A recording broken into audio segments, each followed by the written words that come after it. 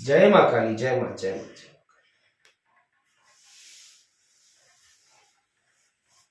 जय माँ काली।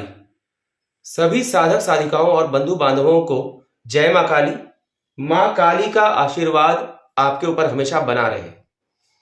आज ये वीडियो मैं एक विशेष संदेश देने के लिए बना रहा हूँ।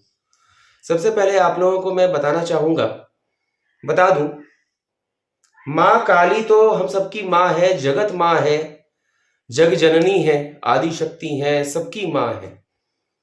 लेकिन हम लोगों को इस धरती पर उत्पन्न होने के लिए, धरती पर आने के लिए एक माता पिता की आवश्यकता होती है जो हमें जन्म देते हैं। मुझे भी ऐसी ही एक माँ ने जन्म दिया था। जानकी पाठक नाम था मेरी माँ का।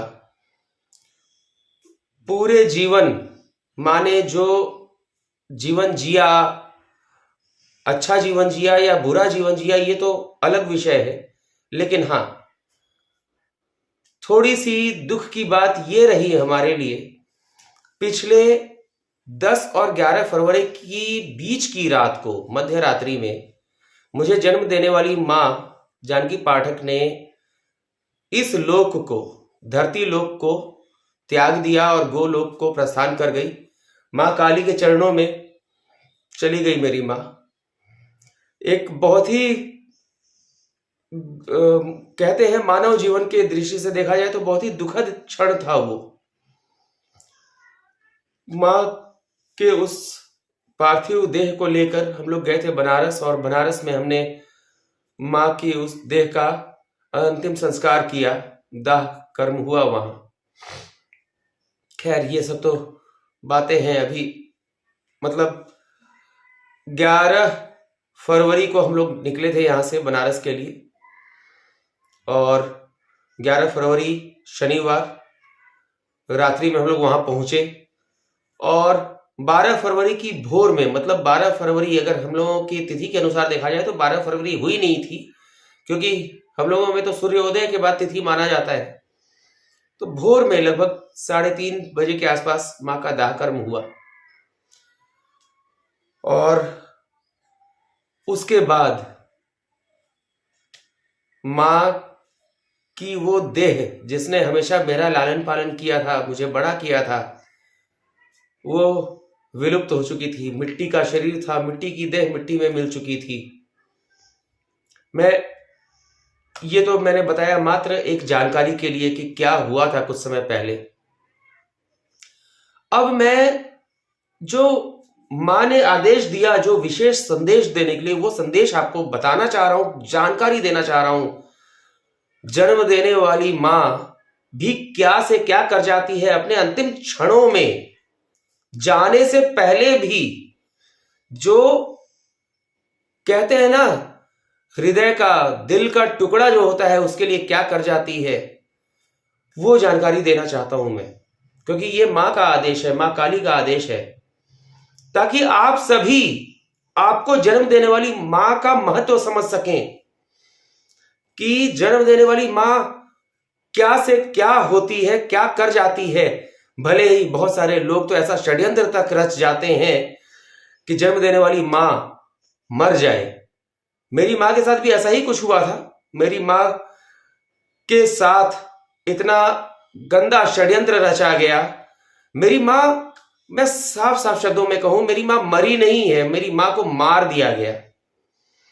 मेरी मां को मारा गया, लेकिन प्रत्यक्ष साक्ष्य, सबूत जिसको कहते हैं, प्रमाण उपलब्ध नहीं होता है दिखाने के लिए, जिसको कानून में मान्यता मिले, इसलिए कोई कुछ नहीं कर सकता। लेकिन कब कब क्या क्या हुआ, वो सारी चीजें एक के बाद एक सामने आती जा रही हैं, आती गईं। इन सब के बारे में मैं बाद में कभी चर्चा करूंगा, लेकिन हां, इतना मैं बता दूं, मेरी मां के अंतिम समय में क्या क्या हुआ था। मेरी मां ने 10 और 11 फरवरी के बीच वाली रात में अपना देह त्यागा था। उससे पहले, यानी 7 फरवरी, जो मंगलवार का दिन था, 7 फरवरी 2023, मंगलवार के दिन मैं ये भी बता दूं, मेरे माता पिता दोनों, मेरा जो घर आवास जहाँ मैं रहता हूं ये रांची शहर से थोड़ा दूर है, और मेरे माता पिता शहर के बीचों बीच में जहां मेरी बहन का घर है वहां रहते थे। मेरी माँ को 2019 में ब्रेन स्ट्रोक हुआ था, मस्तिष्क का घात कह सकते हैं उसे हिंदी में।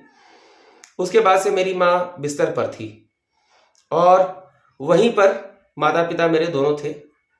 मेरे पिताजी अभी भी हैं, मुझे जन्म देने वाले पिता आज भी हैं, धरती पर हैं।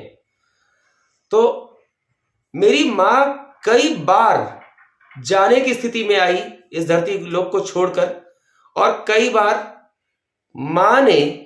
माँ काली ने मुझे जन्म देने वाली माँ के पास भेजा, उसकी मुक्ति के लिए प्रार्थना और मंत्रों के साथ काम करने के लिए, मेरी माँ की स्थिति को, उनकी अवस्था को सुधारने के लिए। हालांकि पिछले वर्ष भी फरवरी महीने में मैं गया था माँ के लिए, मैंने कई सारे मंत्र वगैरह किए थे, लेकिन कुछ ऐसा षड्यंत्र उस दौरान भी रचा गया कि उसमें विघ्न उत्पन्न कर दिया गया और मुझे वो पूरा नहीं करने दिया गया। मेरी माँ जो स्वस्थ हो सकती थी, ठीक हो सकती थी, नहीं होने दिया गया। बाद में माँ ने मुझे यही कहा कि जो नियति को स्वीकार है उसको हम नहीं बदल सकते। अभी 7 फरवरी को मैं गया था, अपने पिताजी से मैं मिला। अपनी माँ को मैंने देखा, मेरी माँ बिस्तर पर पड़ी हुई थी, आंखें बंद, और माँ के चरणों को छूकर मैं वहां से वापस आया। इसके पीछे माँ काली की बहुत बड़ी लीला थी। उसके ठीक 2 दिन बाद 9 फरवरी को मुझे जमशेदपुर जाना था। जमशेदपुर में एक राजनीतिक दल है स्वाभिमान पार्टी, मुझे उसका झारखंड का प्रदेश अध्यक्ष बनाने की घोषणा होनी थी, और मैं अपने माता पिता से मिलकर आ गया 7 तारीख को। 9 तारीख को मैं गया वहां जमशेदपुर। 9 फरवरी को घोषणा हुई मेरे नाम की कि प्रदेश अध्यक्ष मुझे बनाया गया है, और 10 फरवरी पूरा दिन बीत गया। रात्रि के समय मेरी मां की देह कहते हैं ना बेजान हो गई, मतलब परम तत्व ने मां की देह को छोड़ दिया। बहुत दुखद था। इसके बाद क्या क्या चीजें हुई, बहुत सारी चीजें हुई, लेकिन इसके ठीक 1 सप्ताह बाद, यानी 17 और 18 फरवरी की मध्य रात्रि को, शुक्रवार और शनिवार की मध्य रात्रि थी। 18 फरवरी को आप जानते हैं उस दिन महाशिवरात्रि का पर्व था। तो उसके ठीक पहले, मतलब 17 और 18 फरवरी की मध्य रात्रि, एक ऐसी चीज हुई हमारे साथ। नींद तो अच्छे से आ नहीं रही थी, रात में सोने के लिए मैं गया, और रात्रि में सोते समय मुझे एक स्वप्न आया, जो कि बाद में मां ने मुझे बताया कि वो स्वप्न नहीं था, वो यथार्थ था, इस लोक का नहीं, दूसरे लोक का। उस यथार्थ में मैंने क्या देखा, मैं वो बताना चाह रहा हूं। मैं बड़े ही अंधेरे क्षेत्र में हूं, इलाके में हूं। मां काली मेरे साथ है, मेरा हाथ पकड़कर ले जा रही है। मां कह रही है कि आओ, तुम्हें किसी से मिलाना है। मां मुझे एक किवाड़ के पास, किवाड़ आप समझ सकते हैं, पुराने जमाने में जो दरवाजे का पल्ला होता था, ऐसे बंद होने वाला पल्ला, किवाड़, उसमें जो सांकल होता है, गोल सा चुल्ला जिसको पकड़ के दरवाजा खोलने बंद होने का होता था, लोहे का बना हुआ गोल सा, दोनों किवाड़ में किनारे किनारे में यहां लगा हुआ है गोल सा एक, उसके अंदर कब्जा टाइप का कुछ लगा हुआ है, और उसमें गोल सा वो लगा हुआ है जिसको पकड़ के खींचना या बंद करना किया जाता था। उसी दरवाजे के ऊपर में सिक्कड़, जो कि ऊपर में उसको लॉक करते हैं, सिक्कड़ था। काली मां ने मुझे कहा कि इसे खोलो। तो मैंने उस गोल से, जिसको चुल्ला कहते हैं, या जो गोल सा आप समझ जाइए, लोहे का गोल सा होता है, उसको पकड़ करके मैंने दरवाजे को धकेला। अंदर घुप अंधेरा था, एकदम अंधेरा, लेकिन हां, एक लौ जल रही थी, दिए की लौ, दिया नहीं था, मात्र लौ जल रही थी, जो कि मान लीजिए कि मुझसे कुछ दूरी पर एक लौ जल रही थी, और लौ के ठीक पहले बाईं ओर मुझे जिस माँ ने मुझे जन्म दिया था वो माँ मुझे नजर आई। ऐसा लगा कि बैठी हुई है, लेकिन माँ के नीचे कुछ भी नहीं था। ऐसा लगा तखत पे, चौकी जैसा कुछ रहा होगा जो कि दिख नहीं रहा था, उस पर माँ बैठी हुई है। पूरे बाल काले थे, काले बाल, हाथ चूड़ी वाले। यहां पर माँ का सिंदूर था और उसके बाद सफेद वस्त्र, मात्र सफेद वस्त्र और कुछ भी नहीं। और माँ वहां से उठी है, मेरे पास आई है। माँ के पैर नहीं थे, माँ के पैर नहीं थे। वो जो वस्त्र था, ऐसा लगा कि जैसे वस्त्र ऐसे आकर के नीचे धीरे धीरे आके पतला सा हो गया, एकदम चोंच की तरह पतला। माँ मेरे पास आती है और रोती है। माँ मेरे को धन्नू कहती थी, धन बोलती थी। धन्वंतरी जयंती के दिन मेरा जन्म हुआ था, इसलिए कभी धन कभी धन्नू इस तरीके से बोलती थी। तू आ गई ल, इस तरीके से बात कर रही है। और माँ अपनी भाषा में, माँ भोजपुरी भाषा में बात किया करती थी। अपनी भाषा में माँ ने जो बताया वो मैं आपको बताना चाहता हूं। माँ ने ये बताया कि बेटा हम तो बहुत पहले जा रहे थे, जाना मेरा तय था, बस हम तुमको देखना चाहते थे। हमारा परम तत्व जो है, हमारा ये जो तत्व है, ये बस तुम्हारा दर्शन करना चाहता था।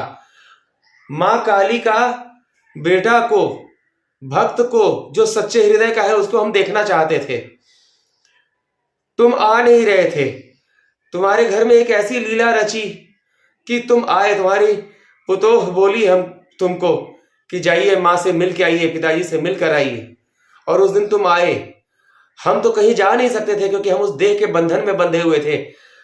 बस हम तो वो जितना, आप समझ लीजिए कि जितना बड़ा प्लॉट है, उसी प्लॉट के अंदर में, उसी परिसर के अंदर में माँ का परम तत्व इधर से उधर विचरण करता था, मुझे देखने के लिए, मुझसे मिलने के लिए, मुझे किसी तरीके से देख लेने के लिए। जब मैं जिस दिन 7 तारीख को मैं वहां गया तो माँ के परम तत्व ने मुझे देखा और भाव विभोर हो गई। और उसी समय माँ की देह में कुछ हलचल भी हुई थी, वो जो मैंने देखा था। और परंतु माँ का देह इस योग्य नहीं था कि मुझसे बात कर सके। उसके बाद माँ का चरण मैंने छुआ। हालांकि मेरे पिताजी ने कहा कि किसी सोते हुए व्यक्ति का चरण नहीं छूना चाहिए, फिर भी मैंने माँ का चरण छुआ। माँ का चरण जो कि ढका हुआ था, उसके बाद भी माँ को उस स्पर्श से आनंद आया और माँ को मुक्त होने का एक मार्ग मिला। माँ ने सारी बातें सुनी कि मुझे 9 तारीख को जाना है। माँ ने उसी दिन तय कर लिया था कि माँ अब जा सकती है। परंतु माँ ने को जब ये पता चला कि मुझे 9 तारीख को जाना है, एक दायित्व मुझे मिलना है, माँ ने, माँ के आदेश से चीजों को रोका गया। तय ये हुआ कि हमारे काम में जो, समझ लीजिए कि मेरी माँ के जो पुत्र हैं, मेरे काम में कोई अड़चन ना आए। क्योंकि यदि माँ उस दिन चली जाती तो 9 तारीख को जिस काम के लिए मुझे जाना था वो नहीं होता, वो वहीं पर रुक जाता। माँ काली और मुझे जन्म देने वाली माँ ने कितना बड़ा उपकार सोचा कि हमारे बेटे के काम में विघ्न ना आए। जो होना है वो तो होना है, तिथि आगे पीछे हो सकती है, उतनी गिनती अतिरिक्त थी मां के पास। तभी तो कहते हैं कि गिनती की सांसें होती हैं। वास्तव में मां के पास गिनती की और सांसें थीं। इसलिए मां उस दिन, उस रात्रि ना जाकर मां का शरीर और जीवन के साथ रहा। मैं 9 तारीख को गया जमशेदपुर, जमशेदपुर से मैं होकर आया। मैंने पिताजी को जानकारी दी, पिताजी के माध्यम से माँ को जानकारी मिली। माँ को सुनाई तो सब दे रहा था, समझ तो सब रही थी, देख तो सब रही थी, बोल नहीं पा रही थी। माँ को जब ये पता चल गया, माँ अंदर से बहुत, कहते हैं, आह्लादित हुई, बहुत खुश हुई। उसके एक दिन बाद तक माँ थी। रात्रि में माँ चली गई। मतलब ये उपकार नहीं तो और क्या है, माँ काली का उपकार, मुझे जन्म देने वाली माँ का उपकार, कि जो माँ का बच्चा है उसके किसी काम में कोई बाधा ना आए। किस तरीके से ये उपकार किया गया। लेकिन ये चीज शायद ही कोई समझ पाता हो, क्योंकि मेरी मुझे जन्म देने वाली माँ के परम तत्व ने तो मेरे अंदर की सच्चाई, वास्तविकता जान ली थी। जो आज भी जो लोग हैं वो तो नहीं समझ पाए या क्या, हमें नहीं पता। कई लोग आज भी षड्यंत्र रच रहे हैं कई तरह का। मेरी माँ को मारने का षड्यंत्र रचा गया था, वो उसमें तो अचानक सफल ना हुए, लेकिन धीरे धीरे तो सफल हो ही गए। फिर भी माँ काली और मुझे जन्म देने वाली माँ ने कम से कम इतना किया कि उस षड्यंत्र को इतने समय तक रोक लिया गया कि मेरा जो मुझे दायित्व मिलना था उसमें बाधा ना आए। मुझे दायित्व मिलने के बाद ही वो सब हुआ, और आज जो कुछ भी है माँ काली का आशीर्वाद है। और मुझे ये भी बाद में ज्ञात हुआ कि मेरी माँ का पुनः एक जन्म होना है, और अब तक हो चुका है। किस रूप में जन्म हुआ है वो भी मुझे ज्ञात हो चुका है। उसकी माँ की मुक्ति नहीं हो पाई। माँ के लिए मेरे पिताजी ने बहुत कुछ किया, अंतिम क्रियाकर्म किया, बरखी कर दिया, सब कुछ कर दिया, परंतु माँ को मुक्ति अभी नहीं मिली है। माँ का एक और जन्म हुआ है, और माँ की मुक्ति के लिए माँ काली ने मुझे एक आदेश दिया है। उस कार्य में मैं लगा हुआ हूं और शीघ्र ही उस कार्य को संपादित करूंगा। तो ये एक जानकारी देना था कि जन्म देने वाली माँ भी किस तरीके से मेरे ऊपर उपकार करके गई, माँ काली के आदेश से, माँ काली की कृपा से। ये सभी को जानना चाहिए। आप भी अपनी माँ के खिलाफ, माँ के विरुद्ध कभी षड्यंत्र मत रचिएगा। माँ माँ होती है, माँ को बहकाइएगा मत कभी। अपने भाई या बहन के प्रति अपनी माँ के मन में विष मत घोलिएगा, क्योंकि यदि आप अपनी माँ के मन में अपने किसी भाई बहन या किसी के भी प्रति विष घोलते हैं तो अंततः आपकी माँ का देह तो नष्ट होता ही है, ये आपके लिए भी बहुत भयंकर परिणाम लेकर आता है। आज इस वीडियो में बस इतना ही। मैं अगले वीडियो में बताऊंगा, आने वाले शीघ्र ही बताऊंगा कि मेरी माँ का क्या जन्म हुआ है और किस प्रकार माँ की मुक्ति के लिए मुझे क्या काम करना है। अभी के लिए इतना ही। जय माँ काली, जय माँ काली।